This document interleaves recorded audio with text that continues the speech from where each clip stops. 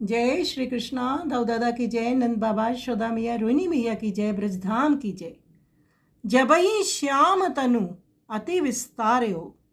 श्री सूरदास जी का ये पद है। सूरदास जी का ये पद भगवान श्री कृष्ण की कालिया नाग पर कृपा के संदर्भ में है। प्रभु का करुणामय स्वभाव का, जो कि सब पर समान रूप से कृपा करते हैं। जो उनकी शरण में आ जाता है वो चाहे कैसा भी हो, प्रभु अति शीघ्र ही द्रवित हो जाते हैं। श्री सूरदास जी कहते हैं कि जब भगवान श्री कृष्ण के मर्म स्थानों को कालिया नाग ने डसा और क्रोध में पुकारने लगा और कृष्ण भगवान को अपना शरीर से लपेट लिया, तब भगवान श्री कृष्ण ने फुलाकर खूब मोटा कर लिया और उसके बंधन से छूट गए। कूद कर वह सरप के फन पर खड़े हो गए और रुक एक से दूसरे फन पर कूद कर नृत्य करने लगे। कालिया के फन के चिथड़े चिथड़े हो गए। जब उसे विदित हुआ कि उसके अंग अंग टूट रहा है तो उसने भगवान को पहचान कर क्षमा मांगी और कहने लगा, प्रभु मैं आपकी शरण में हूँ, शरण में हूँ। ऐसी वाणी सुनते ही प्रभु सकचा गए। यही प्रकार उनके श्रवणों में तब पड़ी जब द्रौपदी जी ने पुकारा। ये पुकार सुनते ही प्रभु को अति दयावश अपनी द्रौपदी की याद आई। प्रभु मेरी रक्षा करो, द्रौपदी जी पुकारने लगी तो भगवान श्री कृष्ण ने वस्त्रों का ढेर लगा दिया। द्रौपदी जी की लज्जा बचाई। ऐसे ही करना पुकार जब गजराज की सुनी तो प्रभु अपना गरुड़ वाहन छोड़कर उसकी रक्षा हेतु दौड़े। लक्षागृह में कौरवों को षड्यंत्र से पांडवों की गुहार लगाने पर भगवान ने उनको शरण दी, उनकी रक्षा की। श्री सूरदास जी कहते हैं कि प्रभु ऐसे परम कृपालु हैं कि उनसे ऐसे भक्त की आर्त पुकार सुनी ही नहीं जाती। जो प्रभु की शरण में आ जाता है उसकी वे रक्षा निश्चित रूप से करते हैं। उस कालिया नाग के दीन वचन सुनकर उसे व्याकुल देखकर प्रभु ने अपने अंगों को सिकोड़ लिया और उसे मुक्त कर दिया एवं आदेश दिया कि वह जमुना जी को छोड़ दे, क्योंकि वो कालिया नाग जमुना जी का जल विषैला कर रहा था। तो प्रभु ने कहा तुम इस यमुना जी को छोड़ दो।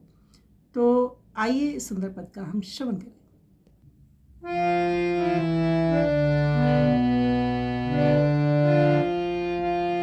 जबहि श्याम तनु अति विस्तार्यो। जबहि श्याम तनु अति विस्तार्यो। पट पटात टूटत अंग जानेयो।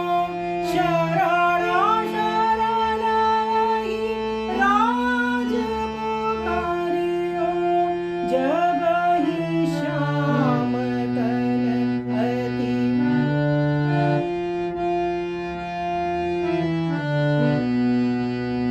यह वाणी सुनतहि करुणामय। तबहि गए सकुचाए। यही वचन सुनि द्रुपद सुता के। दीनो बसन बढ़ाए। जबहि श्याम तन अति